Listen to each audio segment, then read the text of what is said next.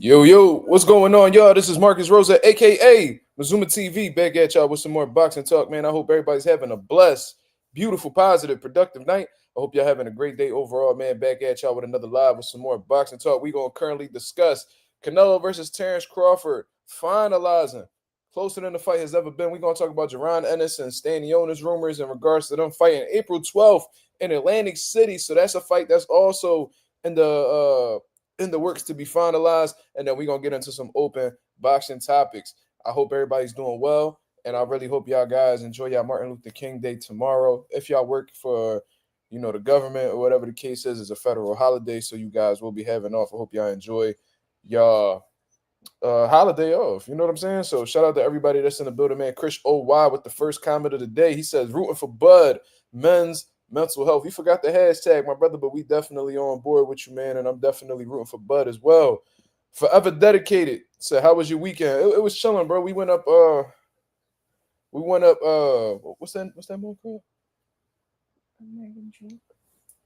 American Dream. We went to American Dream up like all the way up like North Jersey, up near like New York and shit. Went over there. That was pretty cool. Um, Went to a party. You know what I'm saying? It wasn't no boxing on or anything like that. So niggas was just chilling here. So I just had to figure out something to do. And I ain't had my son this weekend. So, yeah, I mean, I just been on some dolo shit. Just me and my girl here. What's going on? Big Soldier MX said Jaron Ennis gonna step on Stanionis. I agree with you, my brother. And like I said, a lot of you motherfuckers, bro, not nobody in the nation, because we keep it real on here.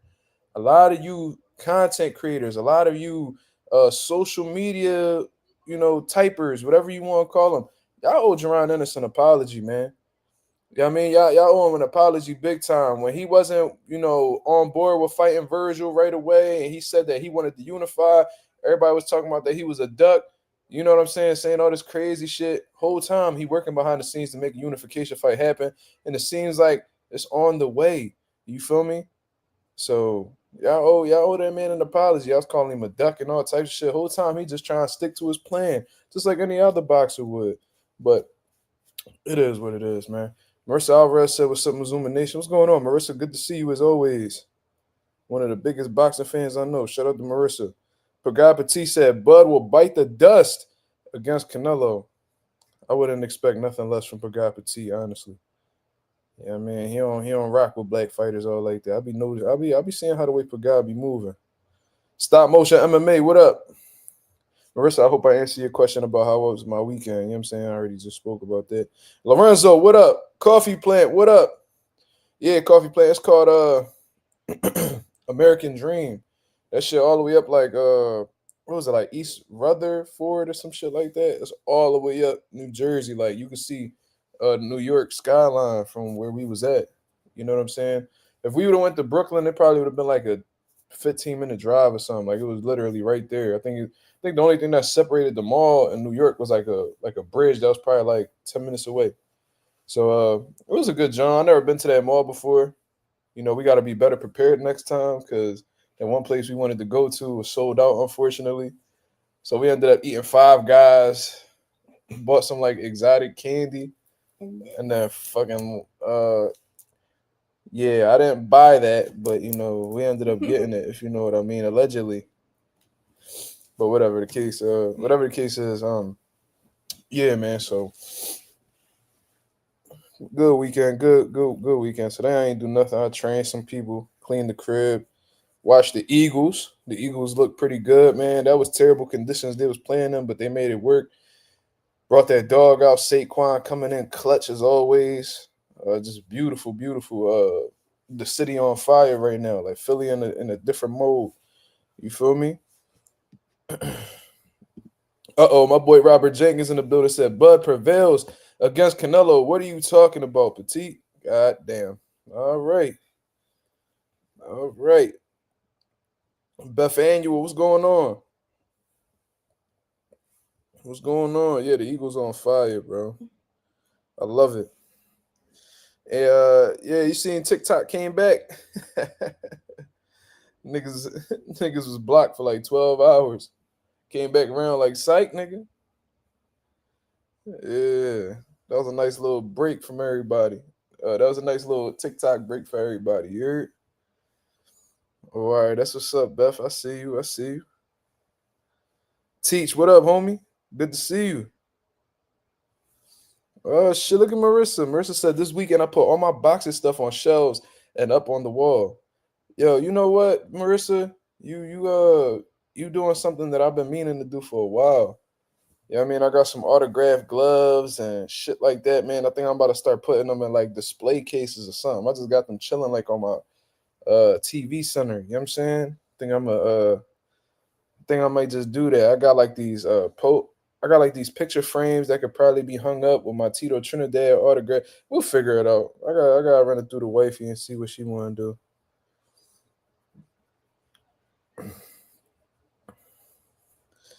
Wait. Yo, they was making up stories over there to defend Ryan at Angry D1 Angry White Guy channel. I never heard of dude. I don't know who that is, but are we necessarily surprised that Ryan's getting defended right now?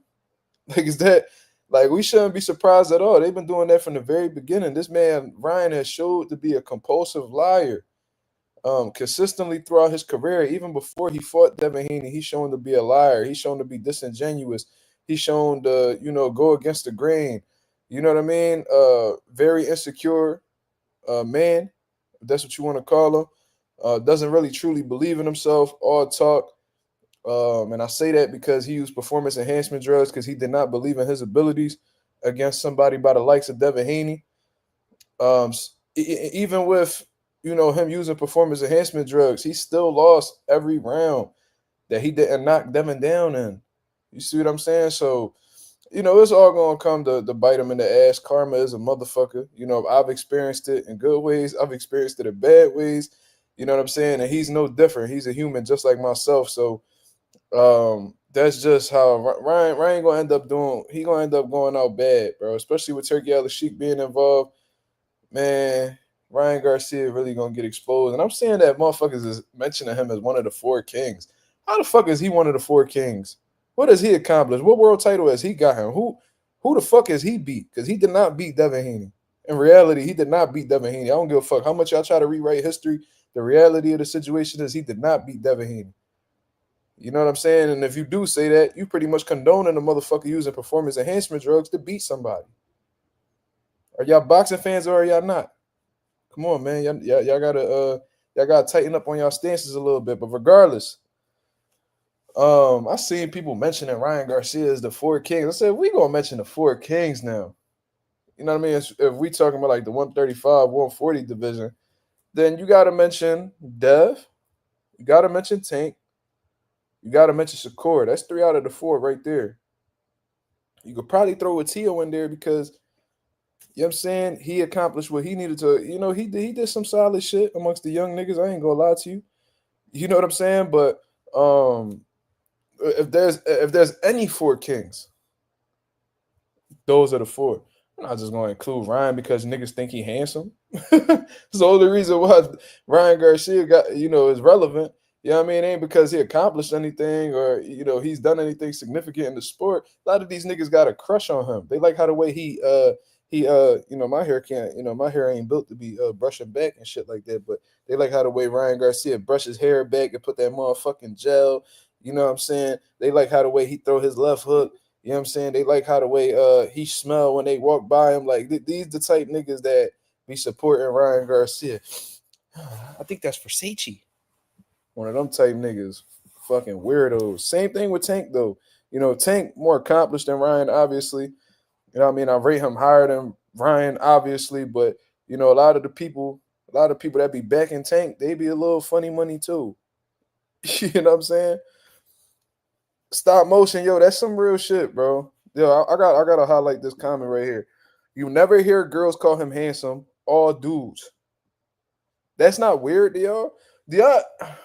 Whenever they mention Ryan Garcia, and that's how you know he ain't shit. Because typically when you're talking about a boxer, you talk about how good they are, what they've accomplished, what their skills are. Bro, you never hear that with Ryan. Oh, he has a huge social media a huge social media following, and he has a smile that could knock an ox out. What the fuck, nigga? What is we talking about, bro? Is we on a motherfucking Victoria's Secret Calvin Klein runway, nigga, or is we in a boxing ring? Because y'all niggas is talking about shit that's not going to help him in the fight. If y'all boxing commentators, commentate on boxers and what they get into, cuz why the fuck is you talking about the nigga smile? Why is you talking about this nigga hair? Why is you talking about this man looks? Why is you talking about the nigga body? I remember they was doing that with Anthony Joshua. He looks like he's absolutely jacked. He looked like he was sculpted. He looks like he's built like a Greek god. Like, nigga, so what? How about we talk about how he a unified heavyweight champion of the world? How about him being a powerful puncher? How about him being one of the best fighters in the division? Why is that not as relevant as motherfuckers calling them handsome as commentators? That shit is weird, bro. And it's not even me talking like I'm against, like, you know, that particular group of people.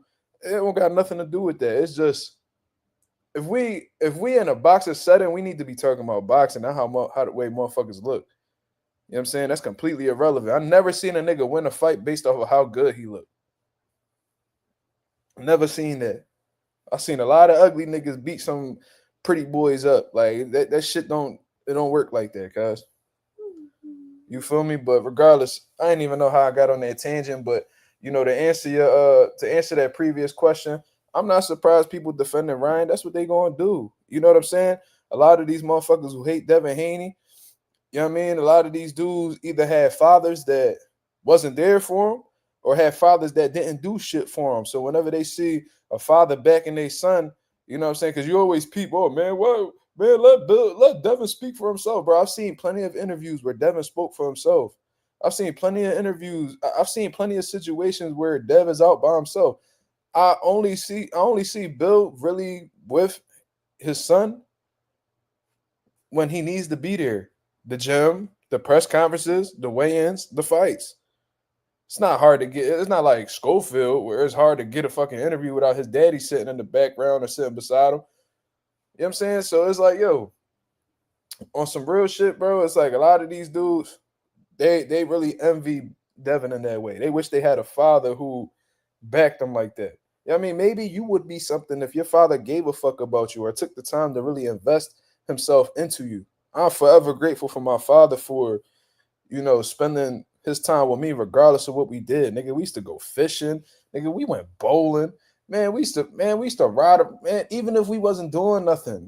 Man, we used to drive around the block, the same fucking block 6-7 times, just chilling, listening to music. Little shit like that you grow to appreciate. Every sport I done played, baseball, football, basketball. Bro, I wasn't no star player in my basketball team in middle school, but my dad always showed up. I used to see that nigga in his work clothes sitting at the bleachers watching me, and I probably wouldn't even score in the fucking game. Watch me. If y'all niggas had a little bit of that, y'all probably wouldn't be so envious or, you know, so insecure about another man loving his son or looking after his son. And besides that, he has every right to be there from a business aspect. Manager, he runs DHP Promotions. He had trainer. He has every right to be there. So I don't know what the fuck people got so much of a problem with. Why does it bother you so much? Why are we talking about Bill more than Dev? Because Dev holding up his end of the bargain. One of the top fighters in the world. You know, I don't know where you put him on the pound-for-pound list now, but he's a pound-for-pound quality fighter. Former undisputed champion.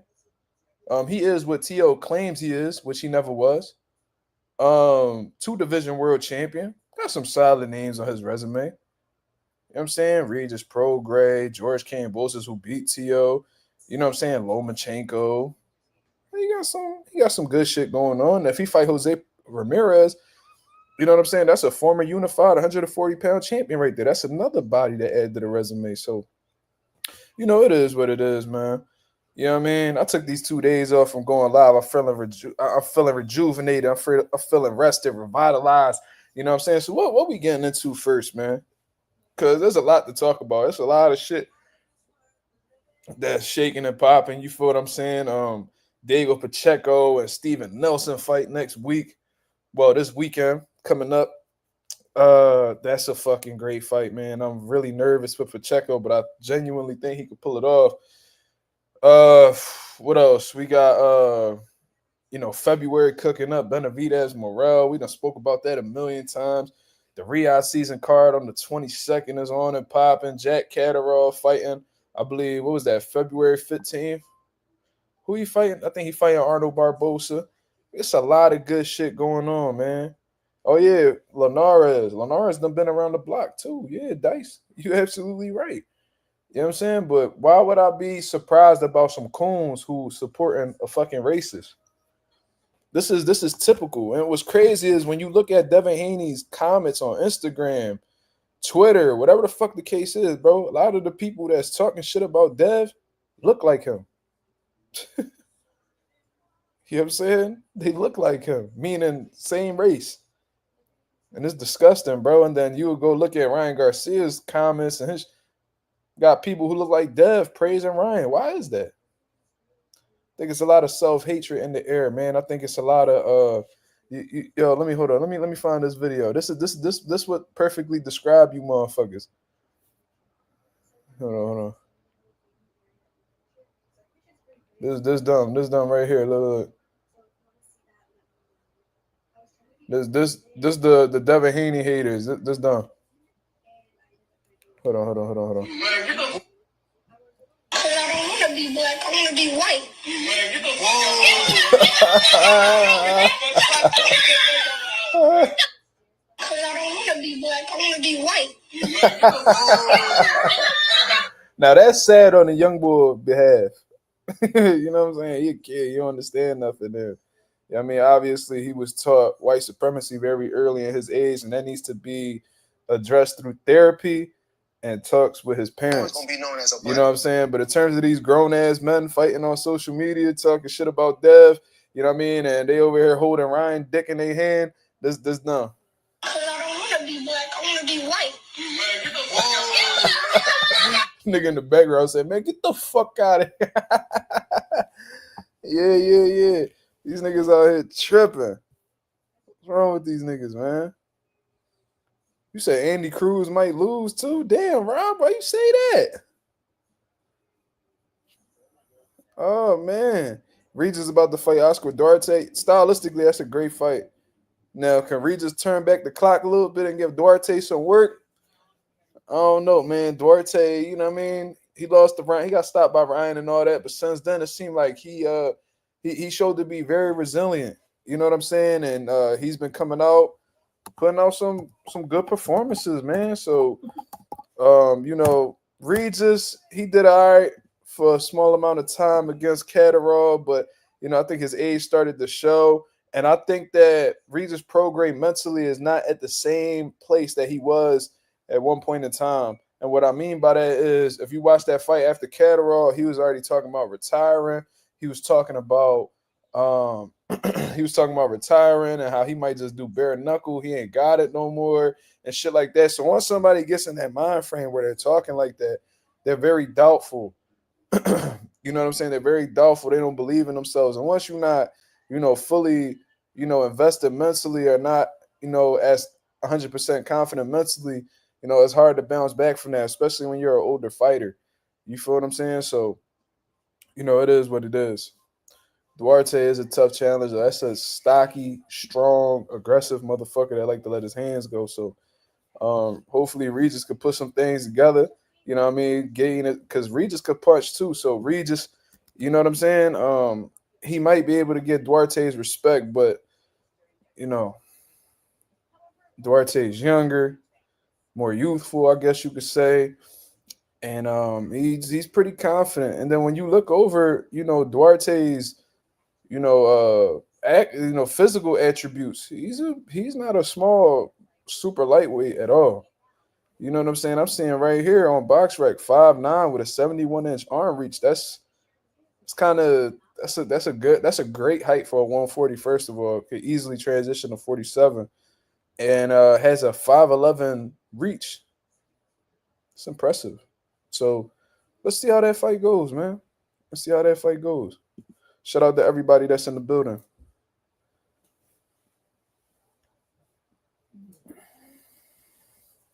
Duarte really lost his last fight. That's what they saying. Stop motion. Oh, shit. My boy Marky Dan in the building. He said birds all motherfucking day. My boy rocking with them Eagles. Yeah, that was a phenomenal game. Nice competitive game. it was messy though, man. It was definitely messy in terms of the weather conditions. Obviously, niggas dropping the ball, fumbling, and it was messy. But the Eagles able to maintain some type of resilience, and you know what I mean. Saquon doing what Saquon do, cuz since he been coming to Philly, he been torching shit. You know what I'm saying? So salute to the Eagles.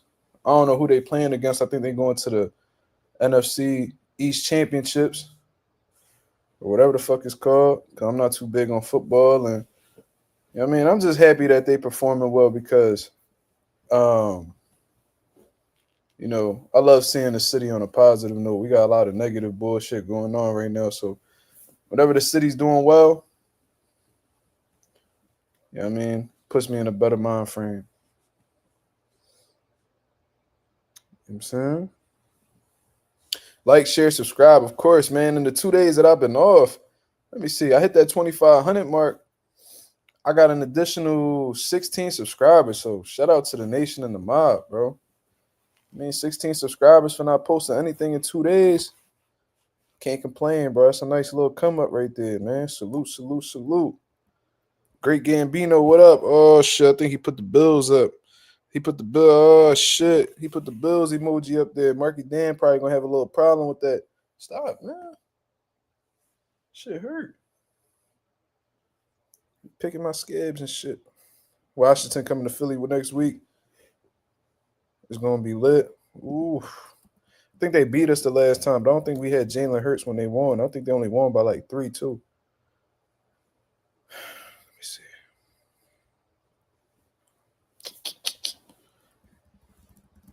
All right, I'm looking through the comments right now. My boy Anonymous said, "Can we move on to Jaron Ennis?" Of course. Shout out to the boy Anonymous. Let's get into it. So, there's been a lot of reports. You know what I'm saying? I know Jaron Ennis said that if it's not coming from him, then don't believe it and shit like that. But I'm a content creator that speaks boxing on YouTube. You feel what I'm saying? So I'm gonna always talk about the reports that's out here, and there's some credible sources that I've spoken to personally that's cool with Jaron Ennis that is confirming this. And what it's looking like right now, is that Jaron Ennis is finalizing a deal with Stanionis April 12th in Atlantic City. Now, I had first seen this on Blue Blood. You know what I mean? Blue Blood is a credible source. He do know some good people in the boxing world. You know what I mean? So I didn't necessarily take his word for it, but I was optimistic about what he was saying. Reached out to my people. They was like, yeah, that's true. That's definitely what's about to be on and popping. So that's huge. Congratulations to Jaron Ennis. You know what I mean? I don't want to jinx it. You know what I mean? Because little small details could foil the whole plan. So I ain't about to sit here and act like it's official, but looks like everything is on the up. Stanionis is doing interviews. Sounded like he wants it. Seeming optimistic. You know what I'm saying? Teach says, why Atlantic City? Because Atlantic City is only an hour away from Philadelphia, my brother. You know what I'm saying? And April 12th, from what I've seen, was booked at the Wells Fargo. Seems like they got some lacrosse game going on, on that time frame. And lacrosse is starting to become a huge sport, you know what I mean, in the States. From what I've been seeing, they've been picking up a lot of momentum. So, that date is booked, and Boots got a history of fighting in Atlantic City. You know what I'm saying? So why not? It's gonna entice a lot of people from Philadelphia to come over and support. I don't know exactly what Stanionis' fan base looks like, but I don't even know where Stanionis is from, honestly. Let me see where he's from. Lithuania. Okay. I don't know if there's much Lithuanian people in Atlantic City or nearby Atlantic City, but regardless, it's a good spot. You know what I mean? I think it's a good spot. And what a lot of people don't know is that, Atlantic City is really starting to find itself again. You know what I'm saying? I remember Atlantic City had the Mike Tyson fights, and you know what I'm saying? Like, you couldn't avoid Atlantic City at one point in time, especially when Don King was the man. And this is, Donald Trump had his shit going on over there and all that. Things started to die down after a while. I don't know exactly what the reason it was. Might have been politics, might have been just people going over to Las Vegas. I don't know exactly what it was, but I'm seeing a lot more people starting to invest in Atlantic City. There's a lot more boxing events going on in Atlantic City, amateur events. There's a lot more concerts over there having to do with like big time celebrities. So and I remember a few years back, like Atlantic City was a little cool John, and then I remember I had went over there during the pandemic and it was terrible. What the fuck? Man, it was like this shit look hood as a motherfucker. But I'm saying they starting to pick things back up. And shit, fuck it, man. It's only an hour away from Philly, right? Atlantic City only like an hour away. So that's not bad. People are gonna be willing to take the drive. Boots has a huge following in Philadelphia. We've seen it at the Wells Fargo multiple times. So they're gonna come out and show love. And I remember the last time he fought in Atlantic City, there was Boots hoodies all over the fucking place. So that's dope. That's definitely dope. Lithuania is a basketball country. I remember they had who was playing over there? Was it Lonzo? No, not Lonzo. LaMelo. I think LaMelo was playing in Lithuania before he got drafted.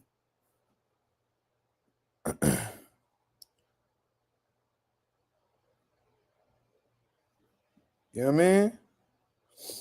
But yeah, man. So I'm looking forward to seeing the fight, bro. In all honesty, besides Boots, I do think that Stanionis is the next best champion in the division. So I mean, I can't really complain. I think Stanionis is durable, tough. Uh, uh he definitely got that. He definitely got dog in him. He got power. You know what I'm saying? And I can see why Stanionis, is fighting Jaron Ennis. When you look over Jaron Ennis's most recent victories, whether we talking about Evanesian, whether we talking about Karen, you know what I'm saying? Boots has shown some vulnerabilities defensively. You know what I'm saying? He's won convincingly. He didn't really have no controversial moments or anything like that. But regardless, he showed some openings, and with Stanionis believing in his power and his overall strength, I'm sure he feels like he could tap Boots' chin. You know what I'm saying? That's just the reality. I'm sure he probably seen something in his previous performances that have,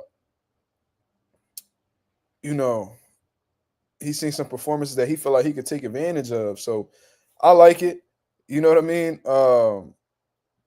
I'm looking at it, bro. I'm really looking forward to seeing how Boots, rises to the occasion. He said in his last interview with YSM that he's never had the opportunity to take a belt off of a champion.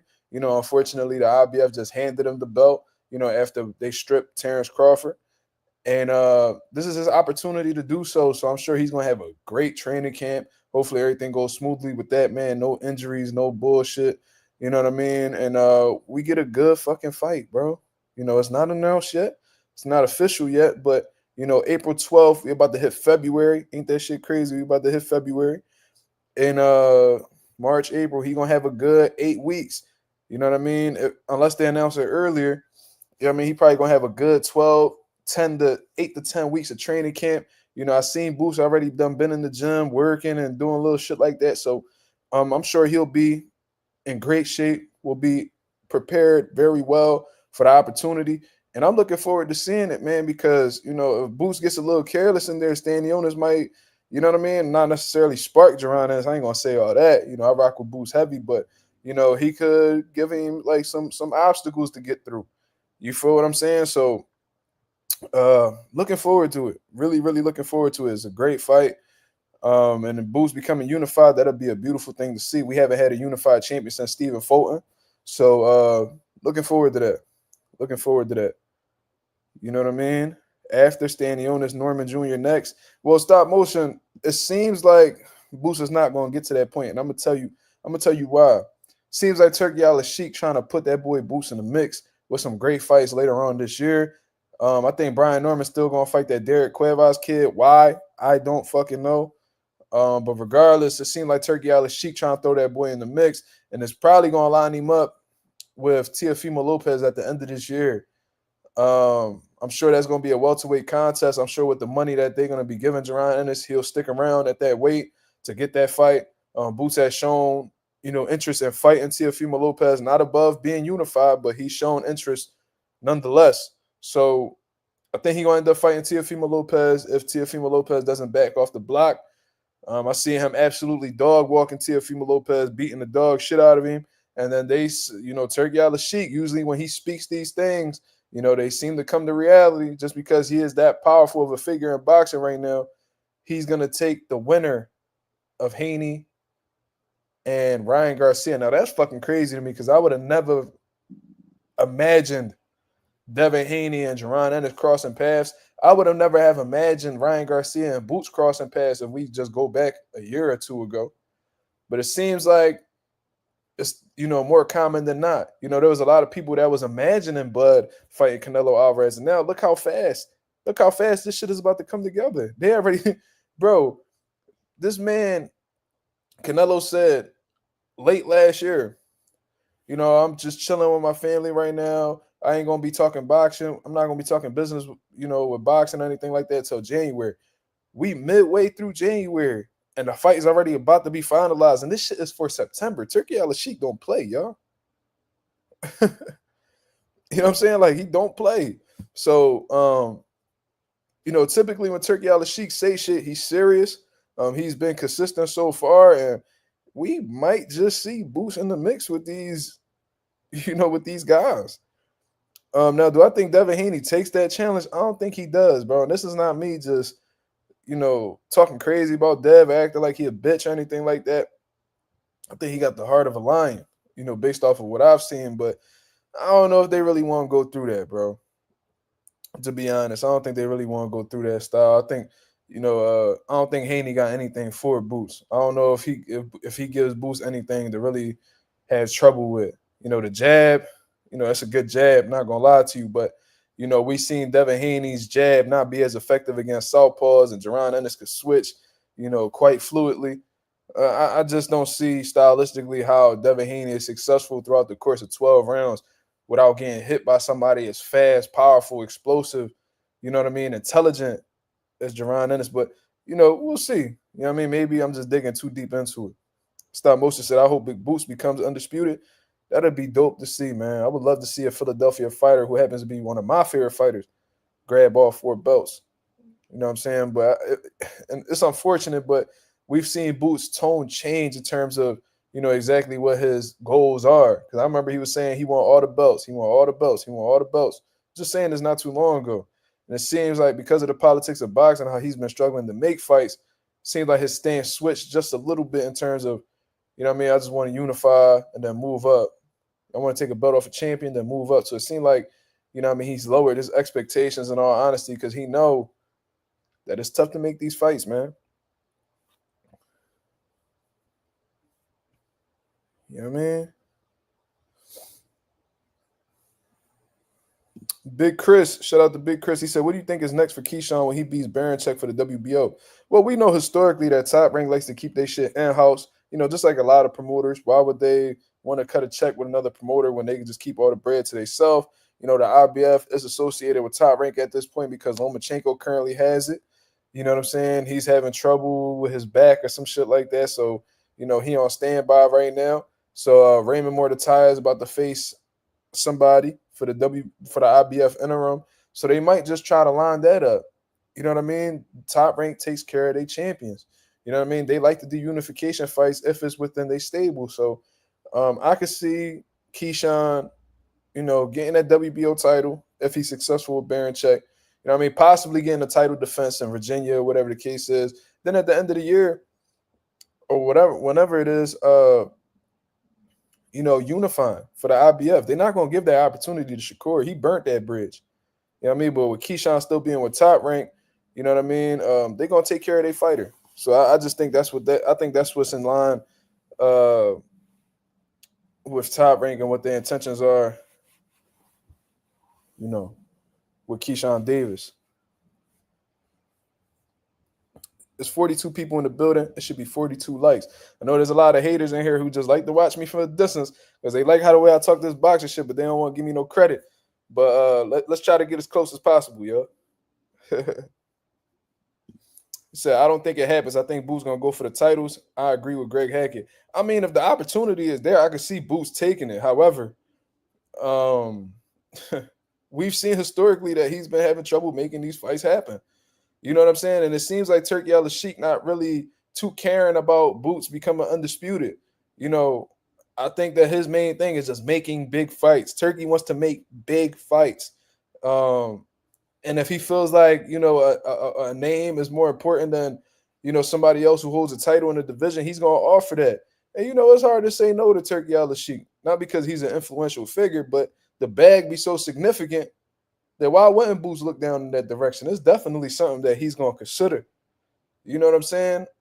Like I said, I heard this boy Boots lower his standards.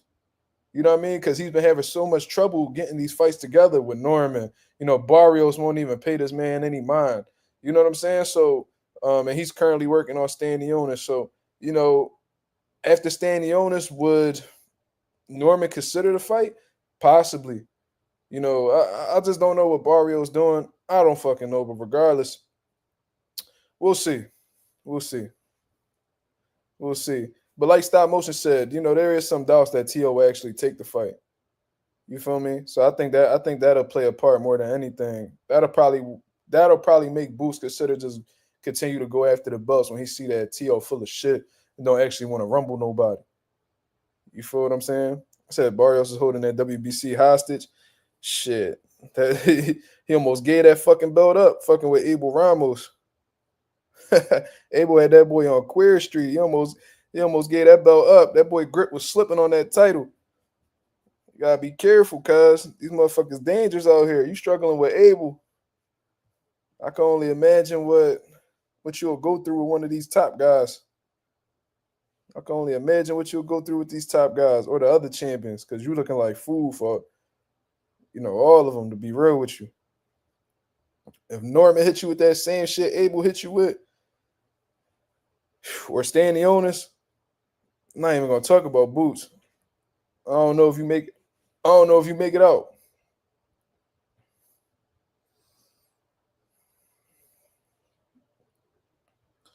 Okay, yeah, that's what I'm saying. Robert Keyshawn versus uh Zaur. I don't know if I'm saying his name correct. I'm familiar with him though. And Raymond Mordetias. Yeah, so I think that's what I'm saying. You know, I think after Keyshawn, if he comes out victorious against Baranchek, because Baranchek, you know, he not really a game.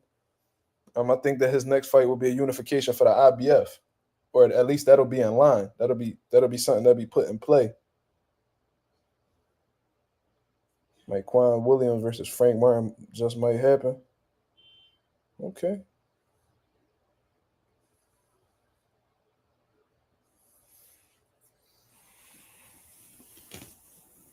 T said, I thought Barrios thoroughly outboxed Ramos. He just got caught slipping with the knockdown. Well, a lot of people thought that shit was a draw because of how he started off well, then he just like died out from the mid round on.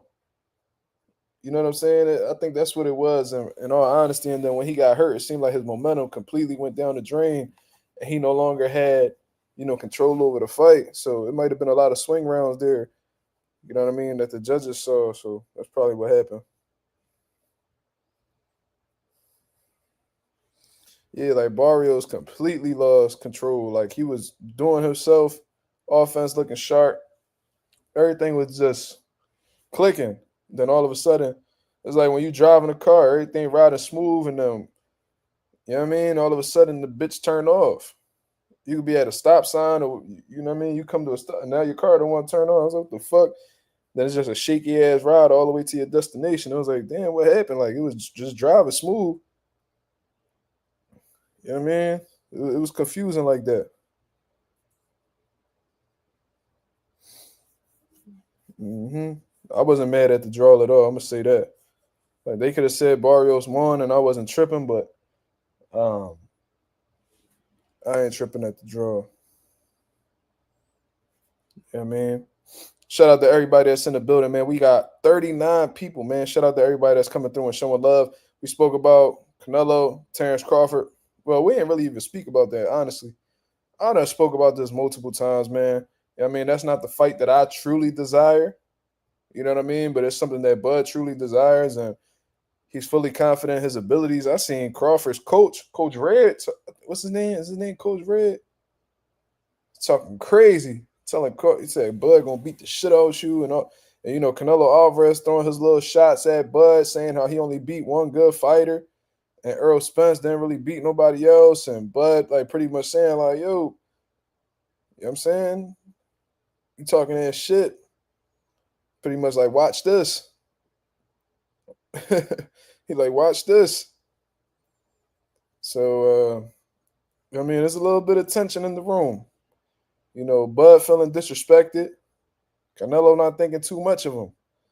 But like I said, Canelo's in a point in his career where, at one point he was talking about how he not gonna get his credit for being Bud, but he made it clear that he don't give a fuck about getting credit from anybody no more. He feel established, so it's all about the bread. And, he ain't fly out to Turkey Al Sheikh to just go to an award show. No, he came to talk some digits, and obviously he like what he's being offered.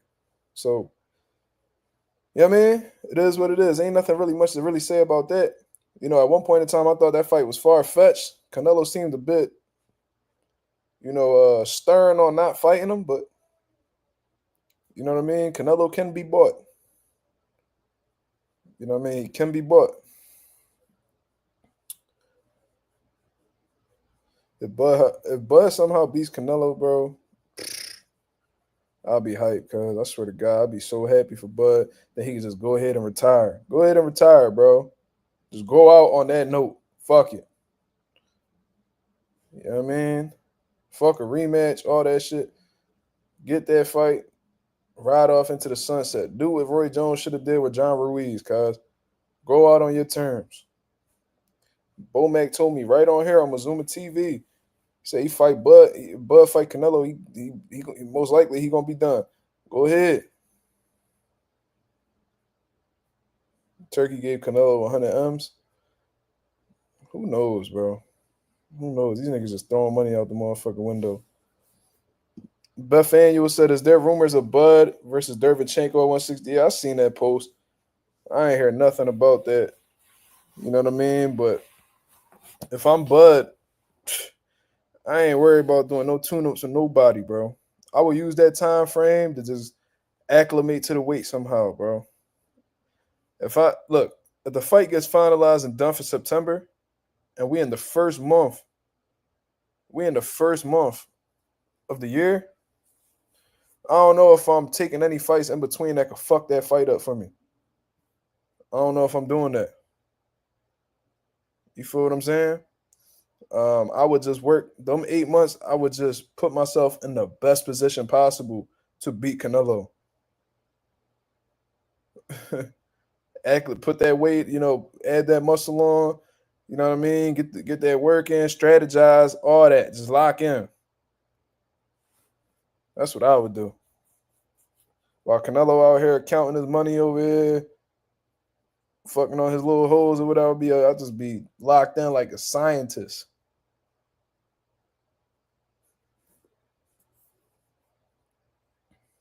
Canelo fans, they gonna disappear, cuz. Coffee Plant said, why Jermall canceled? I don't know. That's something you gotta ask Jermall, cuz. Like, listen, I told you guys.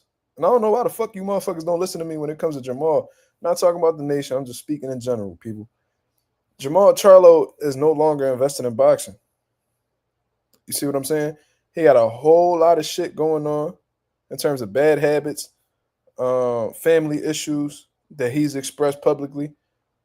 He got a lot of negative things going on that's interfering with his focus in the sport of boxing.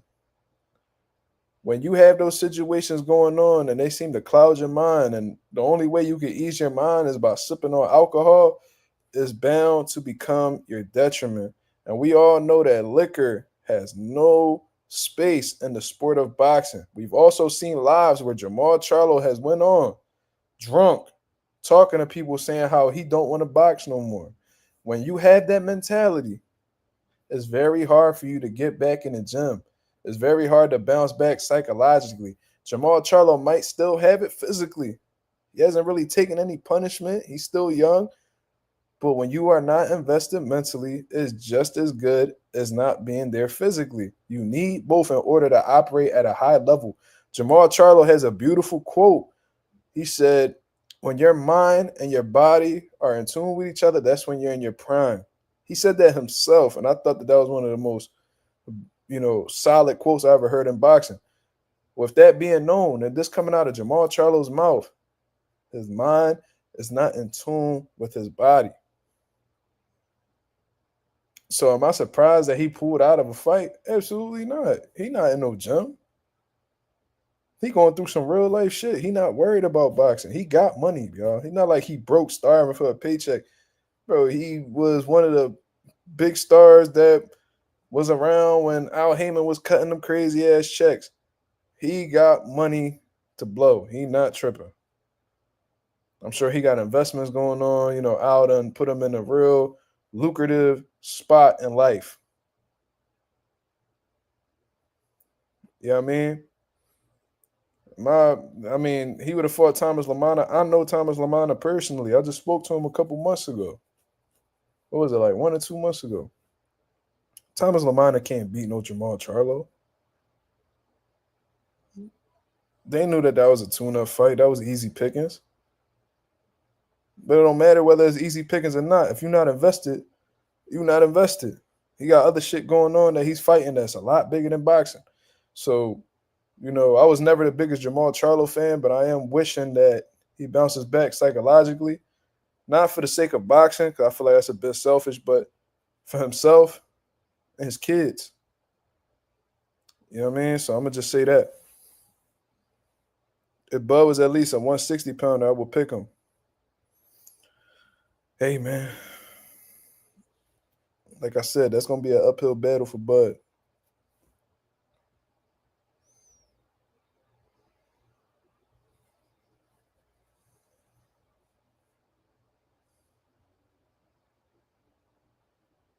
James said, "How's it going, bro? Late Happy New Year's. Late Happy New Year's to you, my brother. I hope you not never mind. Never mind.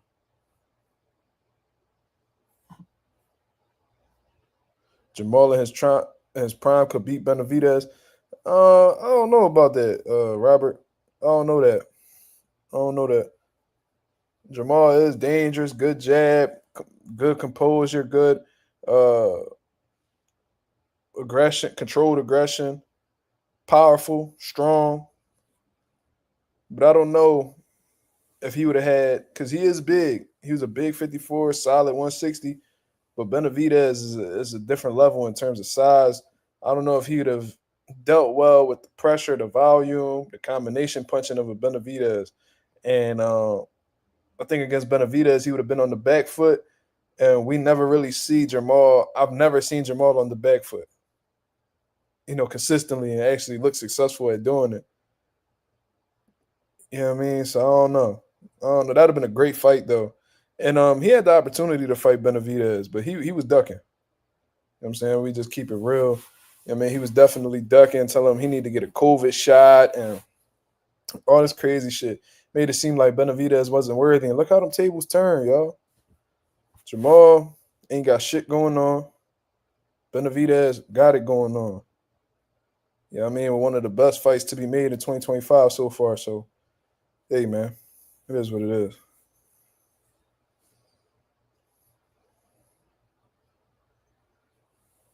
Jermall in his prime was nasty, though. Loved his performance against J-Rock. Great performance against Sergey Derevyanchenko, Brandon Adams. Sergey Derevyanchenko is probably my favorite performance for real. Cornelius Bundridge. He's a beast, bro. What can I say? 154, 160 Jermall. Triple G ducked him. They don't be talking about that. He ducked him. Yeah. J-Rock was holding his own. You know what I mean? Was boxing real sharp. He just couldn't fuck. He couldn't stand up to that firepower. You know what I mean?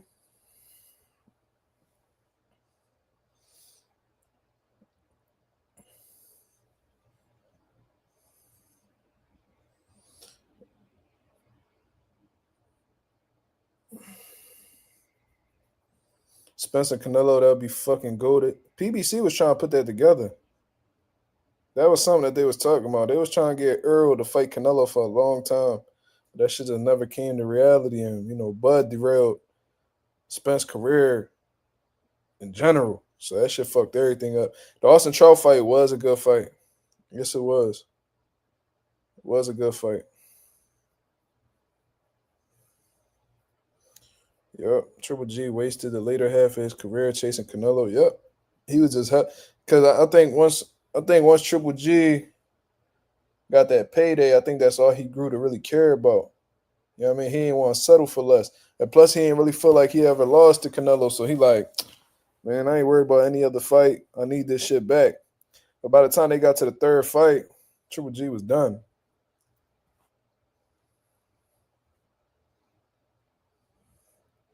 Stranger said Charlo versus Plant revenge that slap.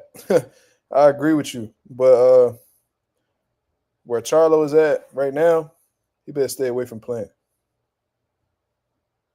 Plant, I'm looking for Plant trigger finger itching right now.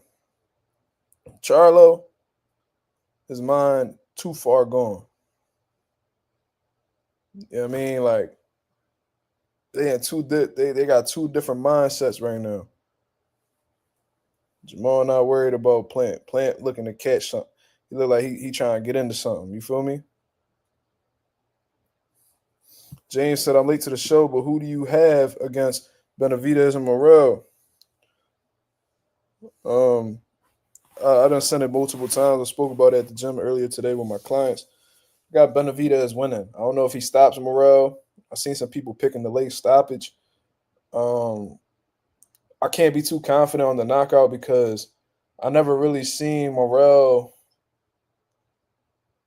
deal with taking punishment. He might be resilient. He might not be. So, it's really like a 50-50 thing with that. But my main reason, and I've said it multiple times, I just trust Benavidez based off of what he's shown me in his career thus far. When you really put the magnifying glass on Morrell's career, he is green. He is a baby, cuz. Like, we're not about to sit here and act like he's this established fighter that has showed us a lot. A lot of these people are picking Morrell solely based off the eye test and what they seen in highlight reels and what they seen in his previous fights.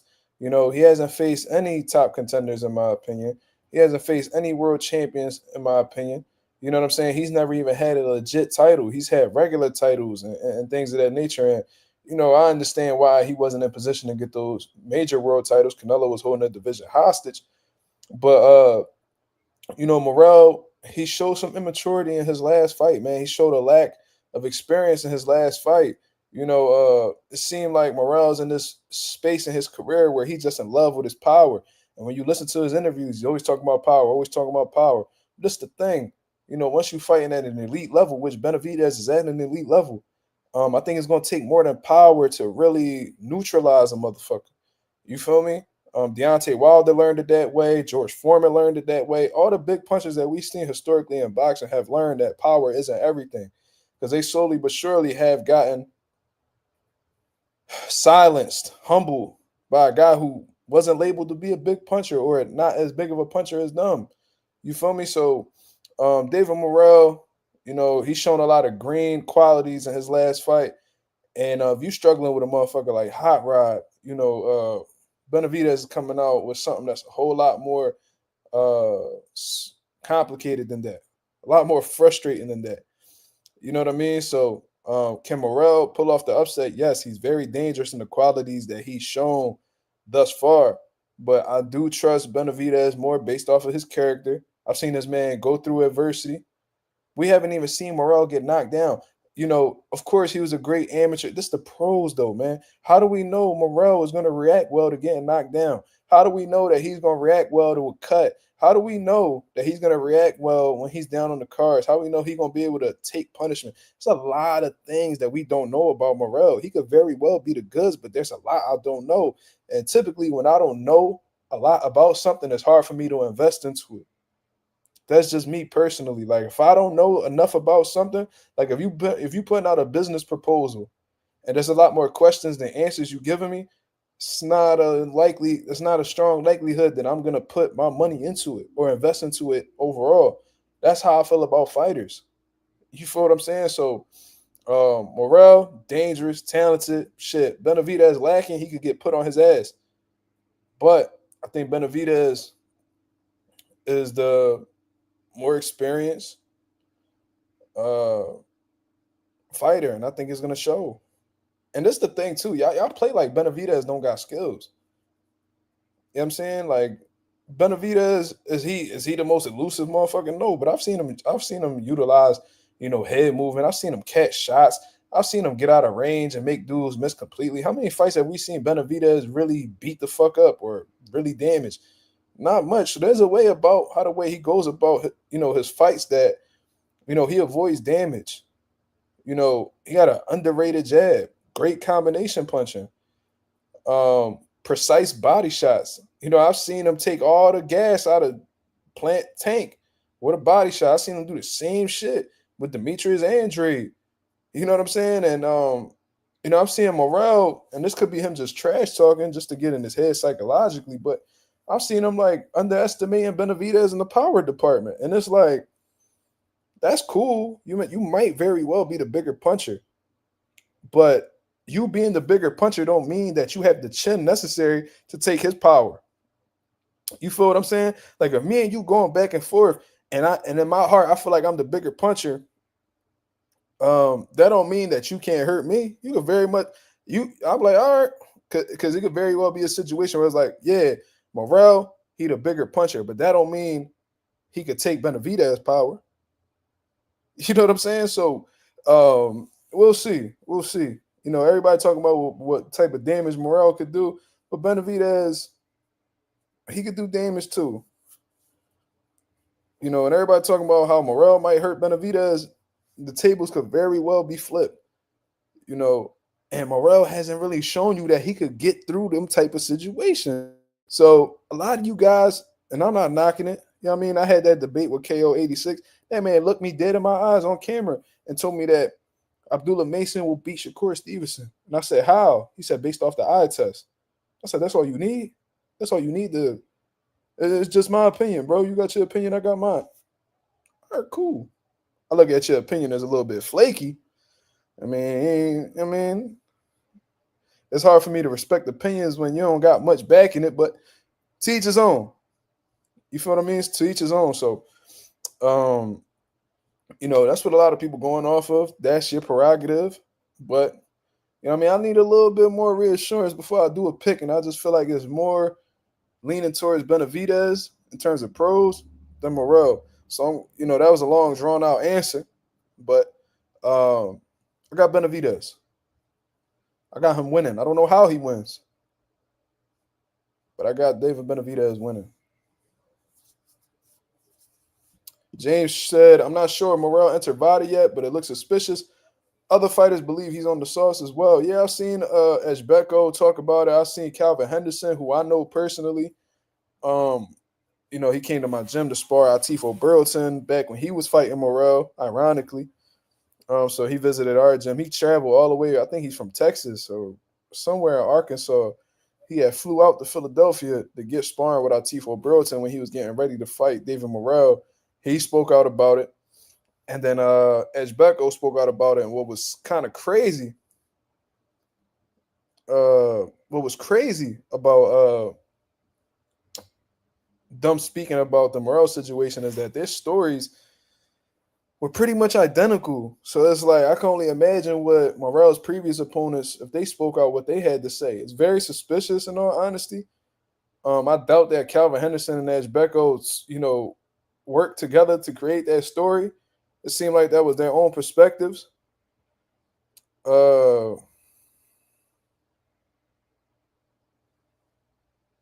Robert Jenkins. I was just reading Robert Jenkins' comments. I'm gonna get to that, Robert. But hold on. Tahiri Scott. I can see Benavidez start a little slow, but then come down harder. That's a pause. In the later rounds, stop him. Oh yeah, you said pause. I can still see him winning by unanimous decision also. But you know what I noticed with Benavidez? And this is what I noticed with the fight with Demetrius Andrade. He did typically start off slow. Like he started off slow with Caleb Plant and started getting stronger.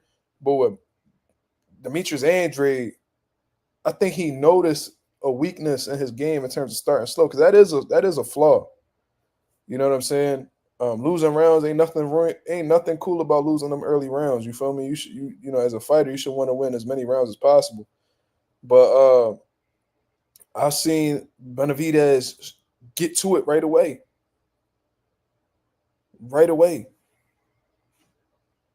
You feel me? So he might start off fast from Morrell. We'll see. You got to definitely, especially in them early rounds when you're in there with a big puncher, you do want to be a little cautious. You don't want to get caught cold or in the very beginning because that could derail the entire fight. You feel me? So, uh, damn, I forgot what the fuck I was saying. Oh, uh, like I said, I doubt Calvin Henderson and Ezbeko came together to create the same story, or they both looking to, compromise Morrell's reputation or whatever. I think that they came from a real place, and that is very suspicious. And now we got David Benavidez talking about how they trying to, delay the fucking VADA process. You know what I'm saying? So it is kind of fishy. You know what I mean? It definitely looked like they hiding from something, but nowadays you can't say a motherfucker on steroids, without definitive proof, because that could lead you to, lawsuits and shit like that, defamation, and so I peeped that Benavidez has been wise with his words, but it is fishy. It is fishy, but I highly doubt that Benavidez would have went through this camp because he said he was pushing for it. Like he pretty much forced them to enroll ASAP. You know what I'm saying? Because I feel like at this point, we only how far are we? Damn, it's 75 in Puerto Rico right now. I need to go to Puerto Rico, y'all. We are shit 8, 9, 10, 11, 12. Bro, we 13 days away from the fight. We less than 2 weeks away from the fight. The motherfucker ain't enrolled by now, or he didn't, do VADA testing yet. I might as well not do it at all. Because by this point, the PEDs he already reaping the benefits of his PEDs. You know what I'm saying? So I'm sure they've been doing the testing, but I'm sure I feel like Benavidez felt in the beginning that they was being a little shady with it because they kept trying to hold off on it. So and Benavidez here, he probably felt like Morrell was trying to cycle off when he was trying to get them to take the test, but everything seems to be coming out negative, so that's good.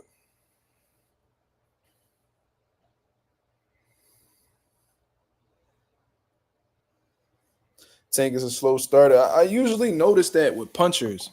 They like to start slow because they feel like eventually they're going to catch you. Wilder was a notoriously slow starter too. I see Matias start slow in fights. Like, I don't know why they do it. Well, because obviously they feel like they're going to get to you eventually. They just want to see what you bring out, or, you know what I mean, so they can know how to approach the fight. But I do think that is a flaw. You know what I mean? I wouldn't approve of my fighter losing rounds. You know what I mean? Because it's not guaranteed that you're going to knock that particular person out, regardless of how big of a puncher you are. You know what I mean?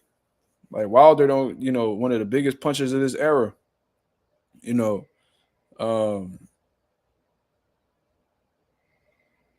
didn't stop everybody he fought.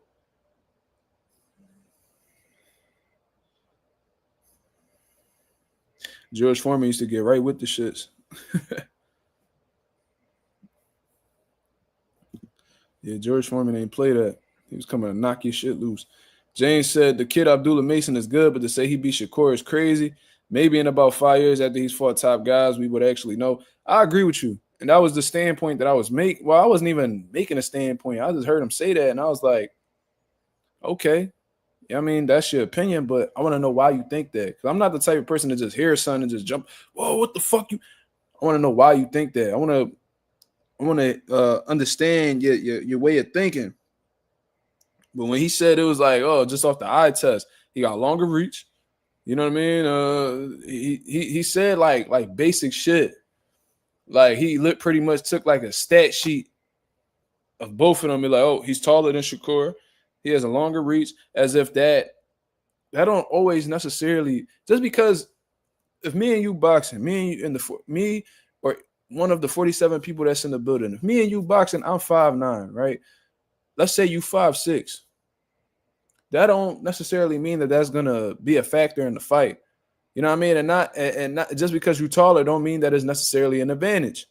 Because what if I have trouble with shorter fighters? What if my weakness is shorter fighters? Is me being taller actually an advantage? Cool. What if I got a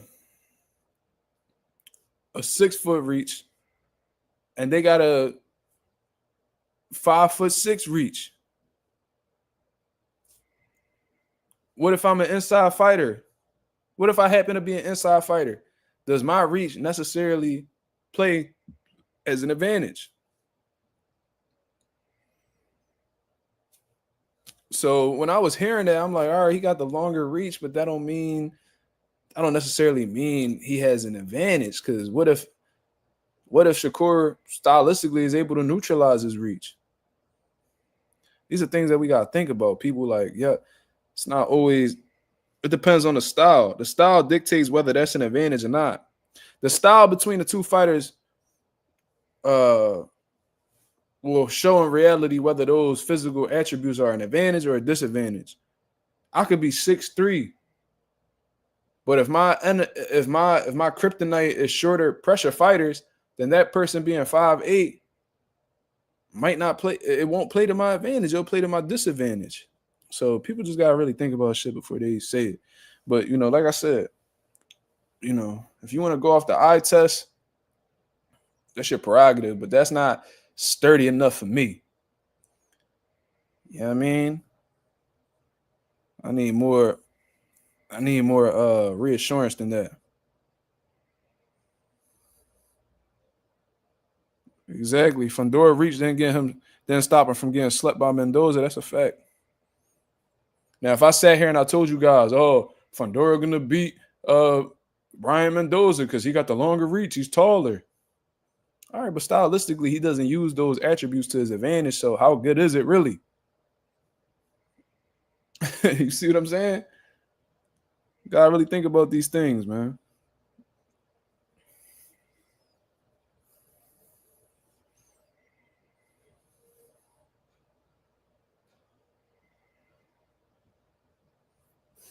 T says knockout boxing thinks Mason beat Shakur because of the eye test, but mostly because of their mentality. While Shakur stays defensive, Mason has the attitude to finish his opponent. That's the thing. We can't really speak about these two guys' mentalities because they haven't been fighting at the same level. It's easy to have that mentality when you facing guys who are, prospects just like you, or might be full-fledged journeymen. You know what I'm saying? Has Abdullah Mason shown a durable mentality thus far? Yes, especially in his last fight. But just because he has that mentality with that last guy he fought doesn't mean he's going to have that same mentality against a champion. You know what I'm saying? It doesn't necessarily mean that he's going to have that same mentality against a top contender. You know what I mean? Shakur Stevenson was, regardless of how you feel about his, defensive approach, you know what I mean? It's translated to wins at a high level. You feel what I mean? Abdullah Mason, I think he's very capable of becoming world champion. I think he's very capable of beating top guys, but I'm not about to sit here and say that Abdullah Mason's mentality, is superior to Shakur's because, he's more offensive minded or he's more aggressive. What if Shakur don't need to be aggressive to get the win? You don't necessarily need to be offensive minded and be aggressive to win. It's hit and not get hit. So if Shakur could pity pat you and make you miss in the meantime, it's going to give you the same results that Abdullah Mason is going to give you when he knock a guy out in one round. When you aggressive and get a first round knockout, or you be smart, strategic, and defensive minded, and go through all 12 rounds, it's the same result at the end of the day. We can't expect all these guys to fight the exact same. Niggas got different approaches. Niggas got different priorities. You know what I mean? They got different ways about going about things. So it's either you learn to appreciate the variations in styles, or you just completely ignore that one style, aka Shakur style, and you just embrace the styles that guys like Abdullah Mason have. You know what I'm saying? But your preference and mentality doesn't necessarily mean that fighter is going to beat the fighter with the mentality that you don't prefer. You know what I mean? That defensive-minded mentality might be the recipe to defeat somebody like Abdullah Mason. We won't know, though, because we haven't seen Abdullah Mason at that level yet. But very, very good prospect who's hitting that contender level. He was my prospect of the year on Mazuma TV. So I'm expecting big things out of Abdullah Mason for sure. Knockout Boxing has some of the worst takes on YouTube. I might have to go on there and fry him again. Which prospect in 2025 do you think will shine the most?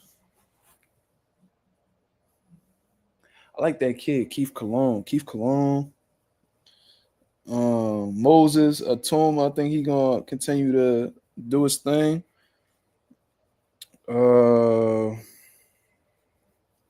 Carmel. I mean, I don't know if Carmel. Do y'all think Carmel hits the contender level in 2025? I think they still gonna be building them this year. What y'all think? I think Carmel Moulton is gonna shine this year. Yeah, I mean, let me check Carmel's. How many rounds he doing yet? Let me see. Is he still doing 6 rounders or 8 rounders? How many rounds he doing? Oh, the fuck? Oh, they showing me the amateur shit. I don't give a fuck about the amateur shit. Pros. Well, he's still doing 6 rounders. So based off of that, he did one 8 rounder. But for the most part, he's been doing 6s. And I think they only gave him that 8 rounder because he was on a big card against an undefeated fighter. 6 rounders. Carmel's still in the building phase, people. So, you know, they said Carmel probably reaches in mid-2026. I agree. So, you know, I'm expecting Carmel to shine, Moses to shine. Who else? Y'all? Who we leaving out? Who else we leaving out? So I'm gonna say Moses and Carmel. I like Carmel. Chop.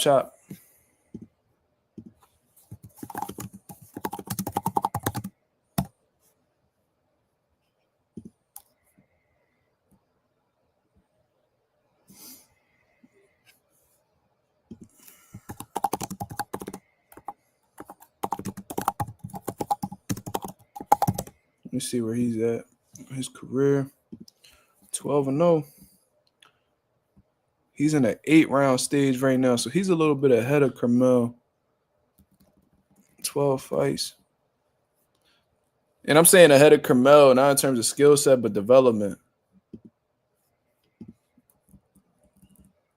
So don't get offended like, oh, no, he's on a different stage right now. He's closer to the contender phase than Carmel right now. Yeah, Atif looked phenomenal, man. I got to bring Atif on the channel. I just spoke to him a little bit ago. Was it probably like 3 weeks ago? He had a phenomenal performance on last Friday. For the undefeated dude, put him out in like 5 rounds, bro. I seen the knockout. That shit was vicious. The dude like tried to like smother Atif. Atif took a step back, left uppercut, right hook. And then when dude started to go backwards a little bit, it was a left hand right hook. That shit dinged him right on the top, right on his temple. The bull collapsed. He was trying to get up. He destroyed him. He ain't belonging there with him.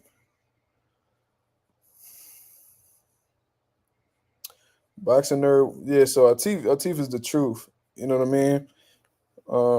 Momentum died down a little bit. He got a little quiet, I think, because of his injuries and shit like that. But you know, overall, Atif is gonna, you know, he keep moving high. I think he fighting in March. So he on a good little run. I think you're gonna have to rewind this, man. I spoke on Bouts and Stanionis at the very beginning of the live, brother. You know what I mean? I love the way Atif punished Smooth Jazz. Beat the shit out of Smooth Jazz. I was so happy to be a part of that camp, yo. That was one of my favorite camps I've ever done. You can ask Atif too. We'll do like pad work, and then we'll dedicate a whole round. He not even throwing no punches. I'm just trying to hit him. Bro. I'm trying to be as sneaky as I can, disguise my punches as good as I can. Bro, I cannot hit that motherfucker, bro. One of the most elusive dudes that I've ever worked with, bro. Slipping, half step backs, got me missing all crazy. I never miss like that with anybody, bro.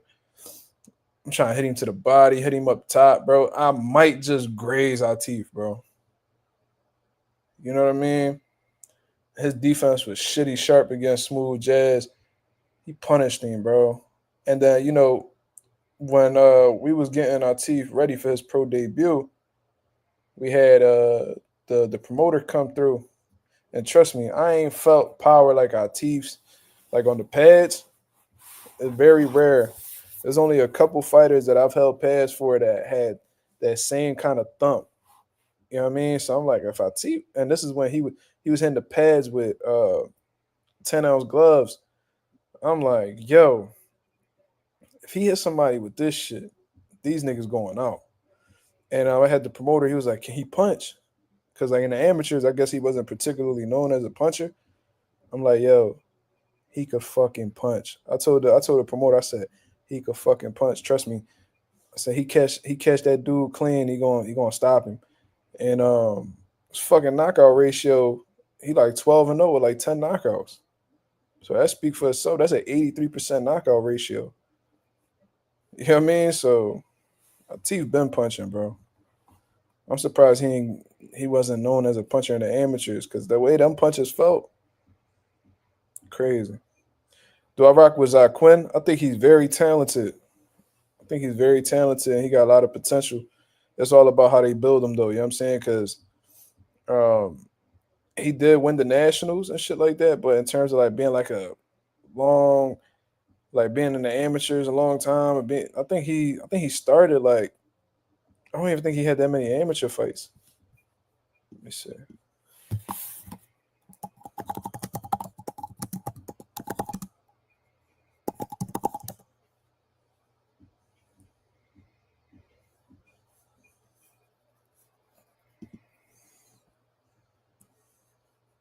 says he's a three-time national champion, which is pretty good.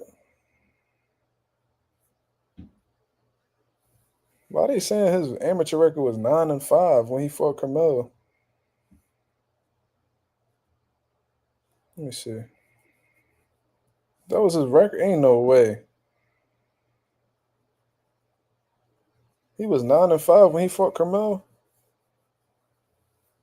and beat Carmelo. Hell no. Well, regardless of what it was, he didn't have the most decorated amateur background. So even though he's talented, got a lot of potential, maybe ahead of the curve. Um, fucking, it's all about how you building. I'm saying get him the right fights. You know what I mean? Just get him right. Keep him in the gym. Keep him busy. He'd be all right. Box record missing fights. And the amateurs they miss. They only I think they only include like big tournaments. Like they're not gonna put like no local show shit. But like like the national champions, the Golden Gloves and shit like that. That's what they'll include, like the major tournaments. But they're not gonna have your whole record on there.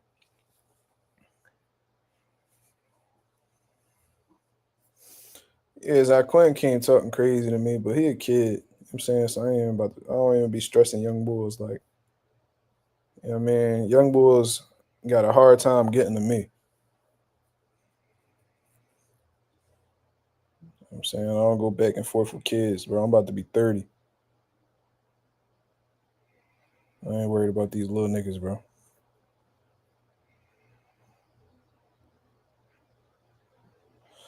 Thoughts on King Shakur facing off strictly for publicity purposes, just to get a rise out of boxing fans. I mean, I ain't thinking too much of it. Um, that's just them just trying. I'm not gonna say trying to go viral, but you know what I mean. Just trying to. It's their way of trolling. I mean, they told you guys they'll never fight each other, so I mean, them facing off is just like a little tease, I guess you would say. But I think we're gonna come back to laugh at that post because, like I've been saying, and I stand on this shit because it is gonna come to reality. And once I do, y'all gonna be like, "Yo, Mark, you was right." Keyshawn and Shakur gonna have a falling out.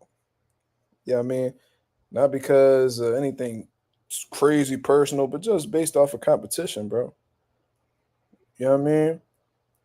Because it's gonna get to the point where, let's say Keyshawn defeats Dennis Berinchyk, right? I've been saying this, so my fault for those of y'all who watch consistently and feel like I'm repeating myself. He gonna fight Berinchyk. Let's say he beats Berinchyk, becomes WBO lightweight champion of the world.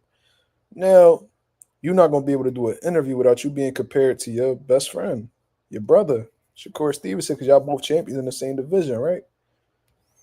Uh, then I mean, he might have a great opportunity to face either Lomachenko or the winner of Raymond Mordecai versus Zaur, whatever is it? What the fuck is this dude name? Is that Abdullah?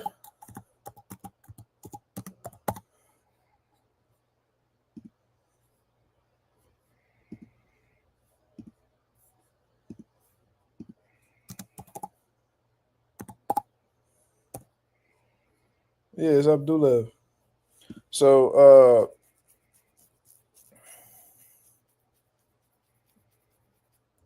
like I was saying, Raymond Mordecai, Abdullah, regardless, it's going to be a unification fight.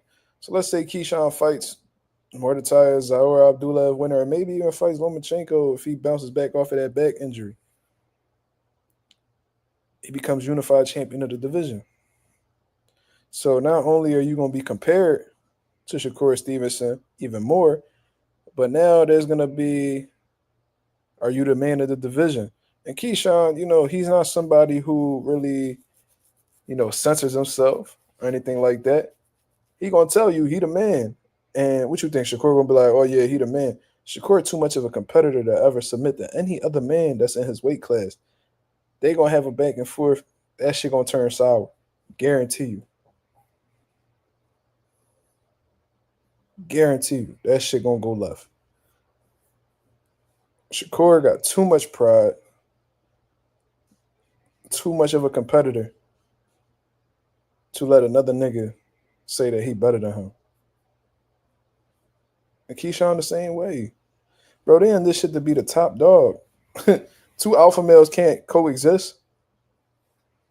You know what I'm saying? We seen the same shit happen with Shaq and Kobe. You put two alpha males in the same room. The only way that shit'll work is if one of them submit. Who you think gonna submit? Neither one of them. They gonna end up going at it. Watch, I'm telling you. But I mean, we'll see.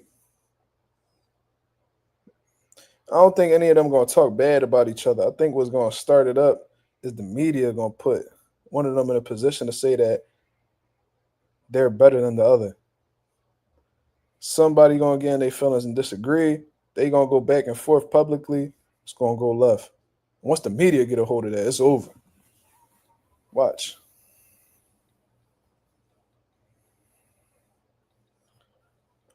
Yeah, Keyshawn definitely going to 40, but you know what I mean? He's still gonna be at 35 for a while. Trust me.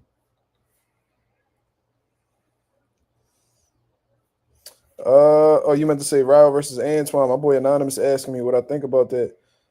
I think that's a great fight and a very dangerous fight for Ryo, in all honesty, bro. I think he's gonna have to perform at a higher level than he did against Pitbull Cruz. I think that let me look at Antoine's last fight real quick. I can't post it obviously, but let me just check YouTube real quick. You know what I mean? Let's look at Gary Antoine's last fight.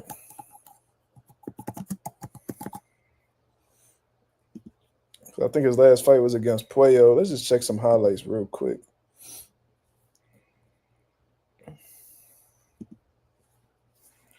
Let's give you guys my thoughts on what I see in these quick little highlights and what may be a problem for somebody like Rayo Venezuela. Rayo, great trainer with Robert Garcia, our trainer of the year. And he showed some levels to his game because he showed he could box and stay focused on a game plan and not resort to trading fire with fire, which was my main concern and why I thought Pitbull was going to get off on Rayo, because I thought Rayo was going to, bow down and respect it, meaning like really fight that dude fight and, go blow for blow with him like he did with De Los Santos. But obviously he learned from that. He had a great game plan from Robert. and he executed it perfectly. So at least we know Ryo has that ability. However, I think Antuanne possesses a lot more than Pitbull, and I think that this shit might just go a little left for Ryo. I ain't gonna lie to you, but let's check out Gary Antoine's highlights real quick because Puyo had a lot of success. Obviously, he won, but let's see. So Antuanne, obviously a southpaw, and you can already tell Antuanne aggressive. He like to come forward. And Antuanne like to steamroll niggas, but what I like about Antuanne is that he variates his speed and his power. Especially, he'll walk you to the ropes. He could touch on the inside, so he ain't just one of those fighters that like to fight at mid range or long range. He like to catch and shoot. So there's definitely more levels to his game than Pitbull Cruz, which isn't really saying much, honestly. But Antuanne got that. He turned his punches over real nasty. He got some good punching power. You could tell, good technique. But he can be hit. He can be hit. But he could take a good shot as well.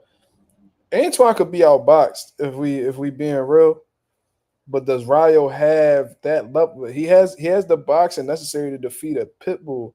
But does he have the boxing ability to outbox a Gary Antuanne, who's a lot more athletic, faster, better combination puncher? You know what I mean? I think he's a superior boxer to Pitbull, if we're being honest. So more versatile. Yeah, Ryo counter punching ability ain't gonna be like Puyo's. Puyo kind of sharp with this shit. I'm saying he low key rocking Antuanne with these counters, and he leading with some great left hands too, catching and shooting. Even when Puyo's against the ropes, he's staying relaxed and he's catching Antuanne in between. I can see why they ended up giving him the fight, just based off of this little small highlight reel right here. But Antuanne, he's beatable. But I don't think stylistically, I don't see Ryo beating him unless he has like a masterful fucking game plan with boxing, him. But I don't see it, man. I think Antoine's pressure is gonna be very real, and it ain't like fucking Pitbull where you just gotta worry about a left and a right hook to the head and the body. Russell got a good jab too. He put his punches right behind each other. And he coming to fight. So Ryo might have his hands full, bro. Might have his hands full. But that's the thing. If Antuanne win that world title, bro, I hope he don't be on that his brother type shit where the nigga fight once a year being world champion. Like I really hope that don't happen, bro. Like get your dumb ass active, bro. I'm sick of these Russells only fighting once, you know, once a year, twice in 2 years. Shit is boring.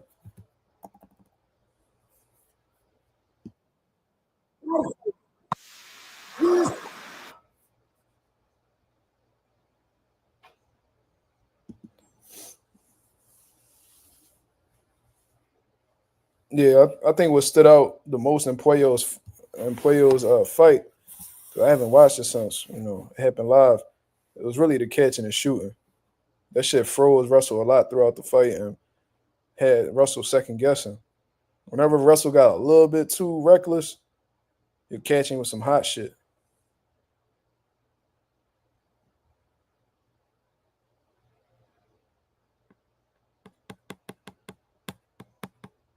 How y'all think Ryo gonna react to getting hit clean? Well, being that he's a more experienced fighter now, like he done been through the loop and faces controversy, I could see him, just staying relaxed and just attending to his game plan because you could tell he believe in his coaching. But the question is, what? Who the fuck is this goofy? We all seen Dev get his ass whooped, aka free TV head ass. What? Pack him up, yo. Like, fuck is he talking about? Like, ain't nobody even talking about Dev. Dev not even in the title. Dumbass nigga.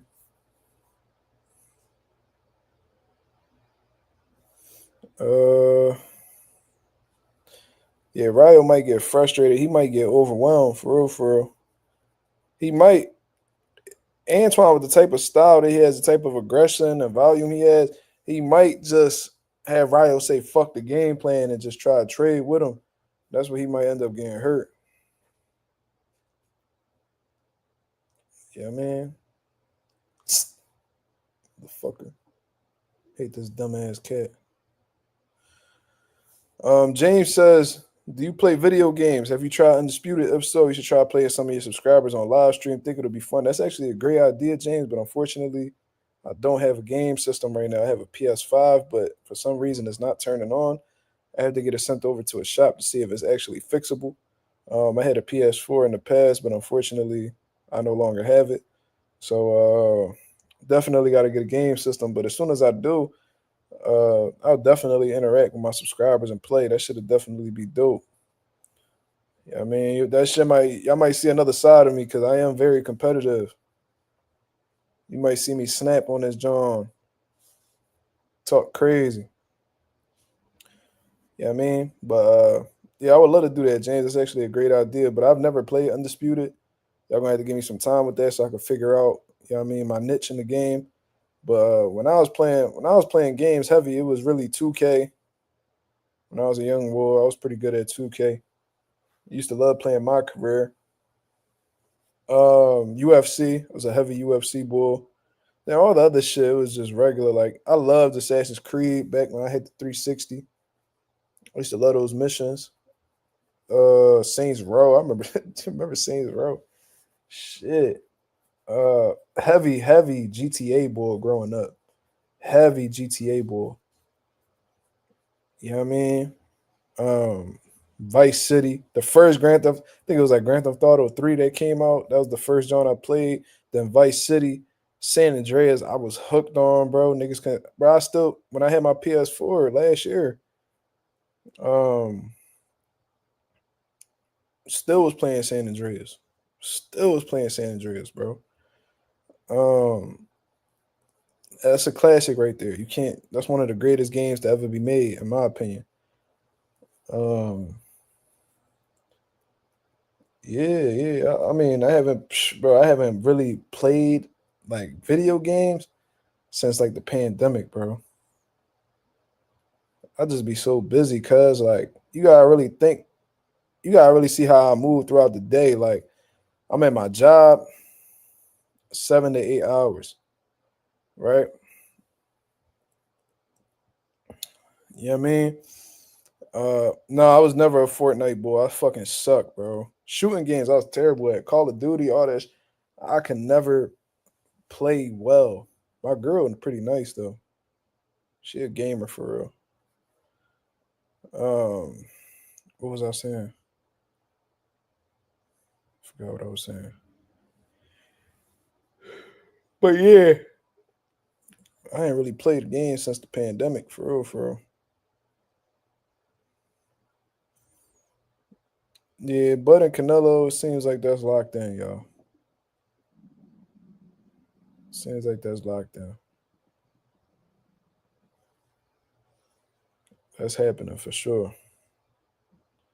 Fortnite was popping. Yo, that shit had niggas in the choke. Niggas still playing Fortnite, especially the kids. That's what really made Fortnite successful. These kids, bro. They don't stop playing that shit. Once I was like, yo, what the fuck? Like these niggas built. I'm over here shooting at niggas. They building a whole crib. What the fuck going on? Niggas pop out the roof of the crib and destroy me, light me the fuck up. I'm like, yo, what the fuck? Oh man, fuck all this.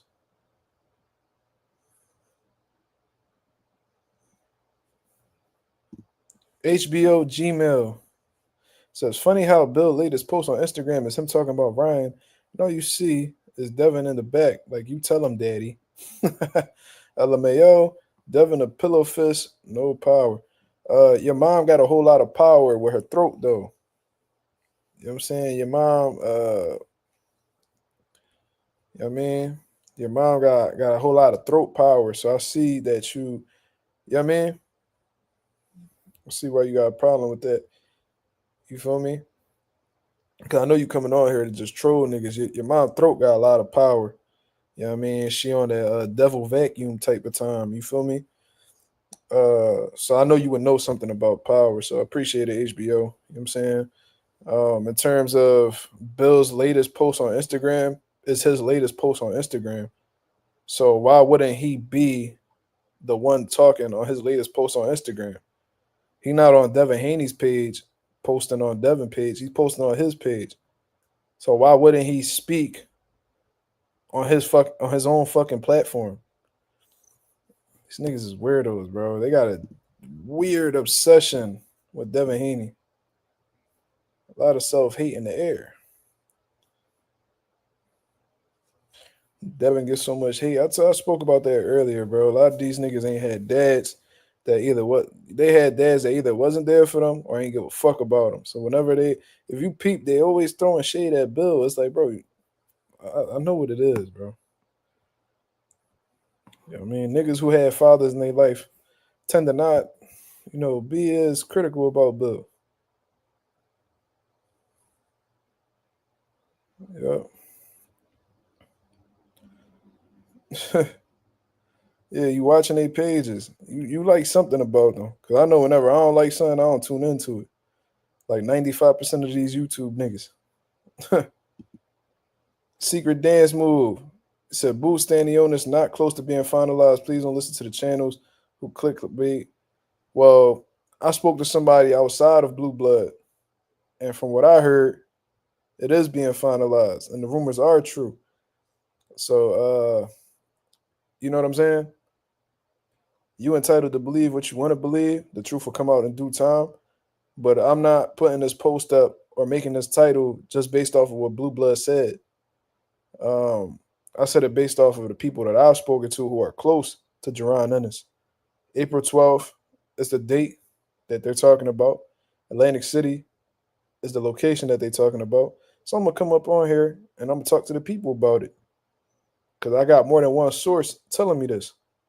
So secret dance move. Uh so that's a weird name. But I appreciate you leaving this comment. And I agree with you. There's a lot of clickbait out here, but fortunately, I didn't get my information from Blue Blood. Sounds like you almost don't want the fight to happen. Why is that?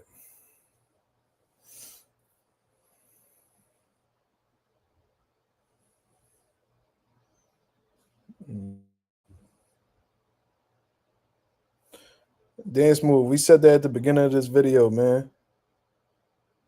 It's being negotiated.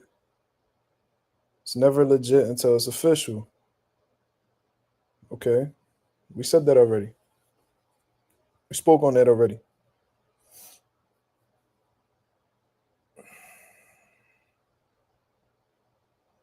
Yeah, man. We've been on here for an hour and a half, bro. Let's get one more question and then we up out of here. Hassan 7, what's going on, brother?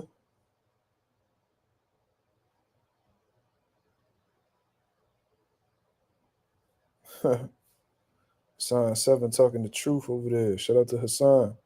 Let's get one last question in before we get up out of here. It could be boxing related, not boxing related. You feel me? Look, see? Look, he exposed himself.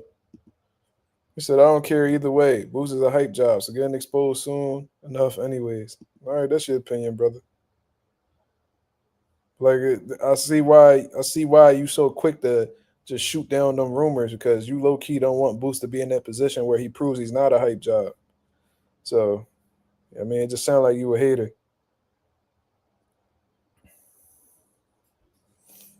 DOG 215 with the Eagle emojis. Absolutely. They doing phenomenal, man. Shout out to the Eagles.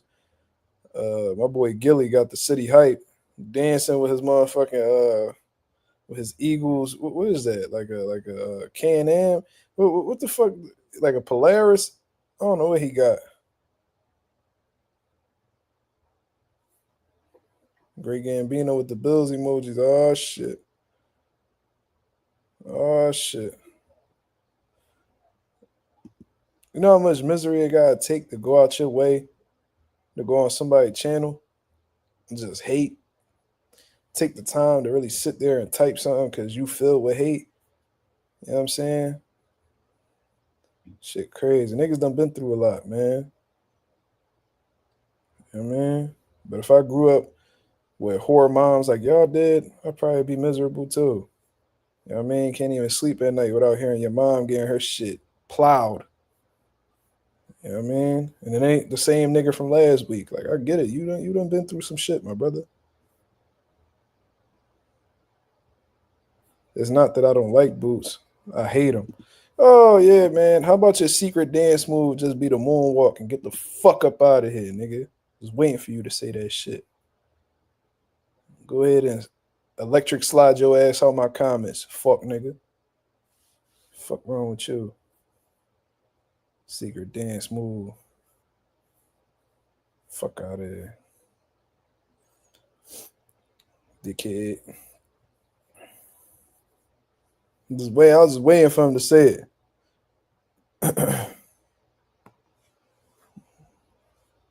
Go ahead and glide like Usher up on my motherfucking comments, nigga. Mm-hmm. Yeah. Go ahead and moonwalk on my motherfucking page. Fuck nigga. I'll be playing with these niggas, bro. Boots wouldn't even do nothing if you said that. He probably just laugh at your stupid ass. Tank or Devin. We spoke about that a million times, bro. I don't even want to get into that. Why are we speaking about Tank? Ain't nothing to speak about with Tank. You find Lamar Roach.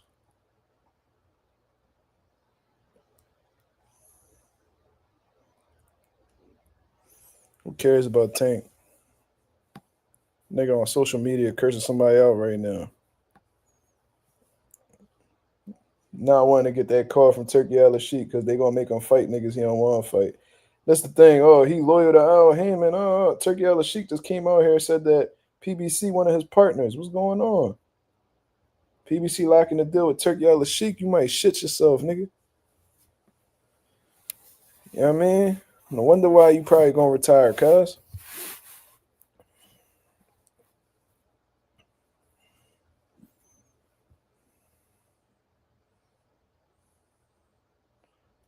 Who would have won Fandora versus Bohachuk if Thurman wouldn't have pulled out? Bro. That's a fucking great fight, bro. Bohachuk might have rocked Fandora on some shit.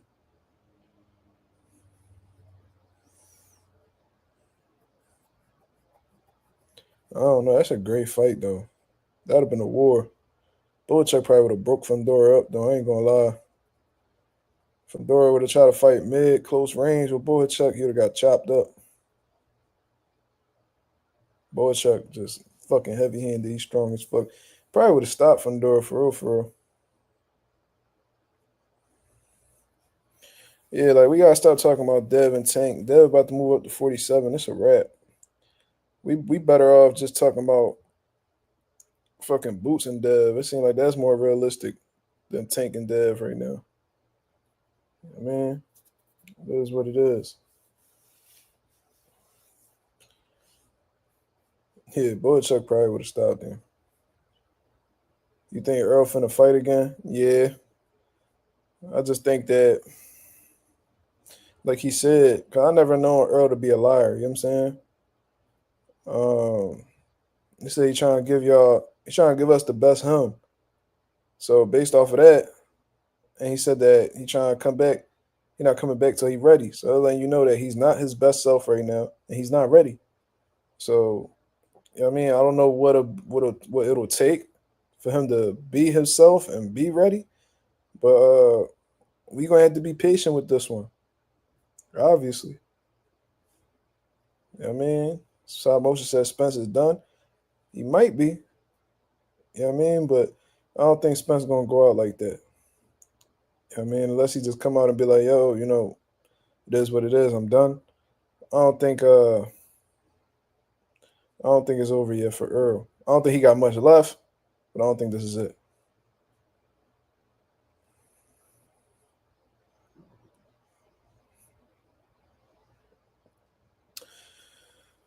Where do I see Boots in the next couple of years? Multi-division world champion, pound for pound top 3 talent.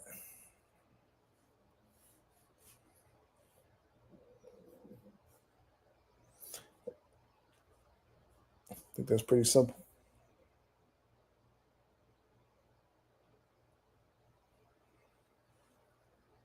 Tank gonna try to fight Al next for doing business with Turkey.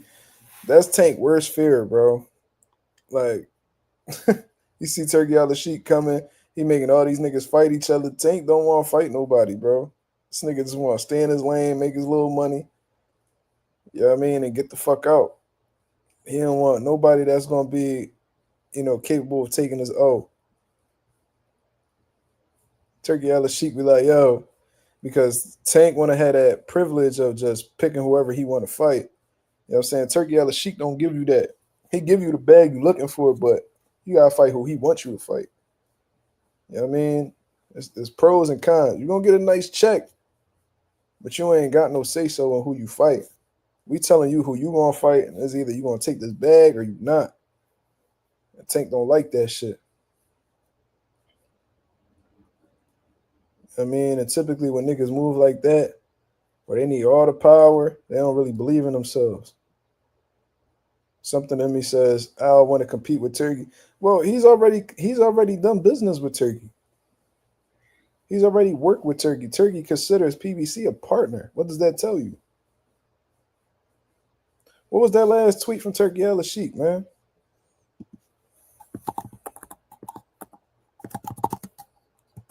I don't think he would have mentioned them if they wasn't partners. You know what I'm saying?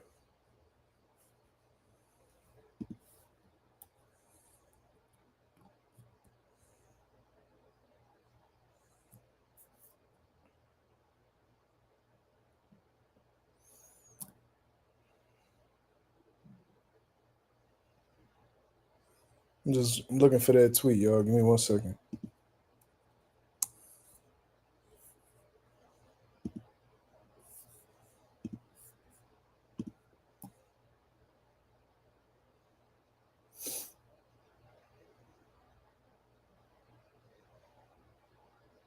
He tweet a lot, so I'm gonna have to scroll down a little bit.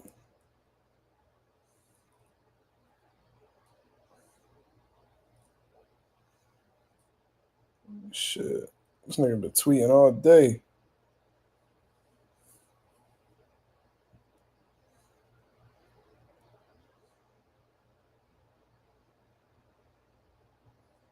Oh man, this nigga Turkey don't stop.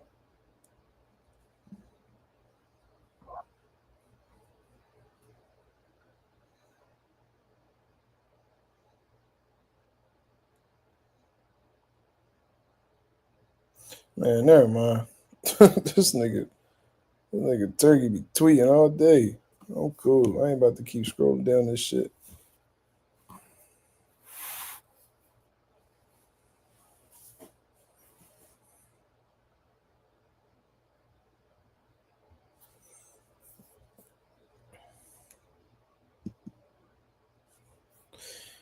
You think Floyd would have clashed with Turkey if Turkey was around back when Floyd was active?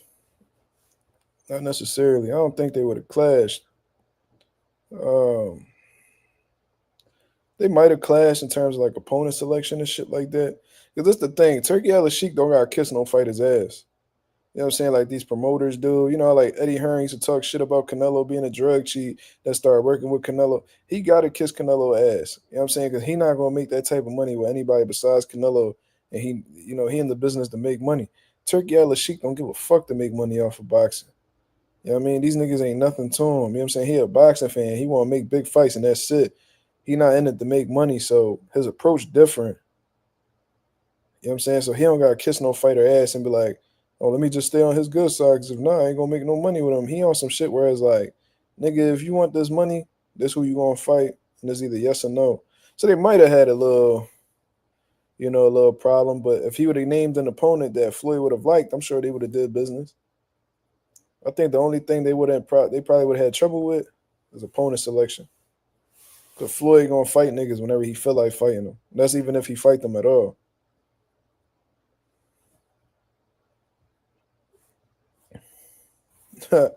Ralph trolling. Ralph said Tank really a trendsetter. The leg tats, chrome hearts, and the braids. It's like, nigga, you nigga, use a fruitcake, cuz the F word I really wanted to use, but they've been demonetizing my shit. You know what I mean? So that boy fruity, cuz he a little you know what I mean? He a little weird. These dudes be weird, cuz.